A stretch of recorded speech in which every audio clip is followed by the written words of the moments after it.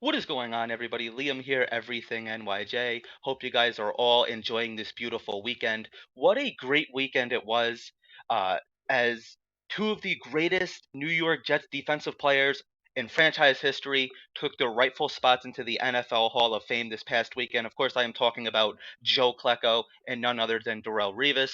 Just such a good moment for us Jets fans. I'm just so happy about this. I was unfortunately not able to go to Canton, but just seeing all the videos and all the pictures and everybody that attended, I'm just so happy for both of those guys. Two of my favorite players. Obviously, I was not around to watch Joe Keckel play, but I've heard all the stories about him. I've watched a lot of his highlights. So deserving. It seems like for many years it wasn't going to happen, where he wasn't going to get in. Darrelle Revis, no question, was definitely a first ballot Hall of Fame. He was one of my favorite players growing up as a child. So I'm just really happy that I got to watch them take their rightful spots into the Hall of Fame. So in today's video, we have some roster news to go over, along with the August 6th edition of Training Camp. So starting off with the roster news. The New York Jets announced on their social media page that they have released Nasruddin and Malik Hall, and they have signed Nick Vigil and Samuel Iguavan. I believe that's how you say it. To be honest, I'm not exactly sure, but I'm pretty sure that's how you say it. I'm just kind of sounding it out as we go along. Getting into Nick Vigil a little bit, he started for the Bengals from 2017 to 2019. He's also played for the Chargers, the Vikings, and the Cardinals. 29 years old.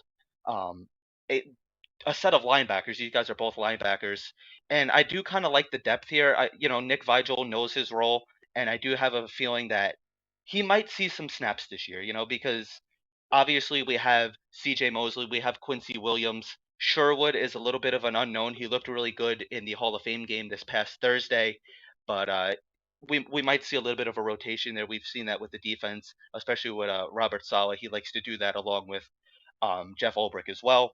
So Samuel is 30 years old. He's been with the Miami Dolphins from 2019 to 2022. I'm not really sure that he's going to see the field much. I think he's just a depth piece, which is always good to have. So really exciting to see what these two players can do, and I wish nothing but the best to Malik Hall and Nasruddin. Getting into training camp today, starting off with injuries, we had quite a lot of injuries today, which is really unfortunate. Just scrolling through Twitter, or X rather, it's crazy to me, X. But just scrolling down the list, seemed like injury after injury after injury. Luckily, none of these seemed too serious. Robert Saleh in his press conference didn't really seem too concerned. There's really not like one injury that's going to keep a player out for a significant amount of time. But getting into the injury, there was no Carl Lawson today. Robert Saleh said that he was dealing with some tightness in his back, so he sat practice out today. Jermaine Johnson left early. Um, According to Robert Saleh, he could have come back in, but they didn't really feel a need to do that, which I'm glad. Really no need to rush him back. If you're not feeling right, if you just have a little sting or something like that, just sit the day out. It's really not that big of a deal. Quincy Williams limped off the field.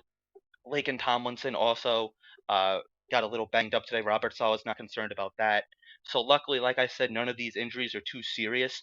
Dwayne Brown, reports are saying that he looks to be about 2 weeks out before practicing, which is right around the Bucks game. It's kind of becoming a little bit concerning. I didn't think that it would take this long. Dwayne Brown obviously still on the PUP list, the pup list. Mekhi Becton is not practicing with the starters. He's been with the second team with Zach Wilson and those kind of guys. But it's becoming a little bit concerning. Robert Saleh gave these. I mean, excuse me, Aaron Rodgers gave these guys $35 million. Go sign somebody. Go trade for somebody. It's getting to the point where it is getting a little bit concerning with this offensive line. It's really AVT who's coming back from injuries and a bunch of kind of unproven guys. Laken Tomlinson, he had a down year. Dwayne Brown, we don't know what he's going to be coming off this injury. This, like I said, this injury taking a little bit longer than I think a lot of us expected at the left tackle. We don't know who our center is going to be. Robert Saleh did say that he liked Joe Tippmann in the Hall of Fame game, but it could be him, it could be Schweitzer, it could be McGovern. We don't know. We have AVT, who even him, he's coming off of injury, so we don't know if he's going to be 100% the same player, especially early on in the season. And then who's going to be right tackle? Is it going to be Mekhi Becton? Is it going to be Carter? Is it going to be Max Mitchell? We don't know. So I don't know. I'm not panicking yet, but I'm starting to get to that point where we might want to go out and just because you don't want Billy Turner starting. You might want to go get a quality depth piece, maybe even trade for somebody. I don't know like who, I don't have a certain player in mind, but I am getting a little bit concerned with this offensive line. So Dwayne Brown, like I said, he's a veteran. He's done it. 38 years old now. He's been in the system. He's been all around the league. Former Pro Bowl player. So him missing a couple practices isn't necessarily the end of the world. We saw him working out. He looks to be in phenomenal shape. But I'm not really liking the depth. I'm not really, like I said, I just went over all this. I'm not going to sit here and repeat it and sound like a broken record, but I think a lot of you can see where I'm starting to get a little bit concerned. And let me know down in the comments section below. Are you guys becoming a little bit concerned with the offensive line as well? But as per Zach Rosenblatt, moving on to training camp here, Aaron Rodgers had one of the best practices as a New York Jet, so that's definitely encouraging. He completed his first 8 passes in a row in 11 on 11s. He was 11 for 12 before Alan Lazard dropped the pass. That is becoming a little bit concerning. Alan Lazard does seem to be dropping a lot of passes from all reports coming out of training camp, so that's definitely something to keep an eye on as well. Overall, Aaron Rodgers was 14 of 19 in 11 on 11s and was 4 of 7 in 7 on 7 drills. At the end of practice, Sauce Gardner picked Aaron Rodgers off and ran it back while high fiving teammates. Uh, I love Sauce. I just love that kind of energy from him, never taking a play off. Just definitely something that you want to see. He's challenging Aaron Rodgers. Aaron Rodgers is challenging Sauce Gardner, iron sharpening iron, as I should say.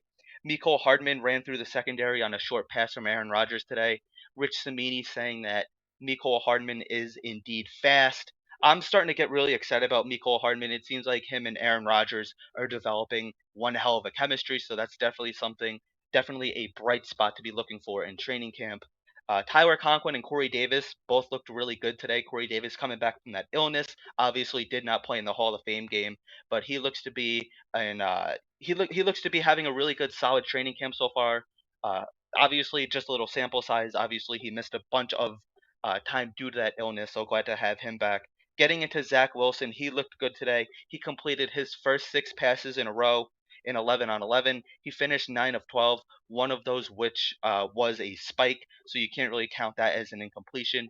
Mekhi Becton looked really good today in practice too. So that's going to wrap it up for this video. Just wanted to give my thoughts on training camp, just do a little training camp review and talk about some of these new uh, players that the Jets acquired. So let me know, are you excited for these players? Do you think that Vigil or Iguavan are going to be seeing the field at all this season, or do you think that they're just some competition? Let me know down in the comments section below. Thank you guys for watching. We'll be back tomorrow night for episode 93 of the Everything NYJ podcast. Thank you guys for watching. We'll talk Jets soon.